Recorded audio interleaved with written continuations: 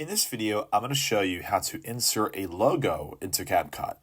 It's really easy to do. So what you want to do is go to your CapCut, go ahead and find it wherever it may be on your phone. You don't need any kind of certain plan to do this. It's very easy to do this. So go ahead and pick your project.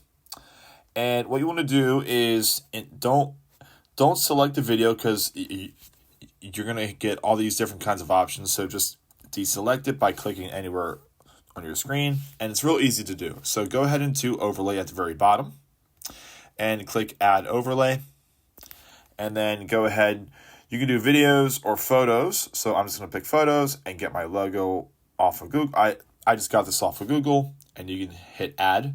Make sure it's a PNG so it's nice and clean. And then from this point, what you can do is really make a decision and go ahead and put this where you want. Both of your fingers on the screen, you can actually make this bigger or smaller. So I'm going to make this a little bit bigger and then bring it down to the end of the screen right underneath where the video is. And then another thing you can do is actually make sure that this goes the entire length of where you want it to go. So you can click and hold and then drag, and it'll automatically just move down the timeline here. And I'm just going to make sure it's kind of right here.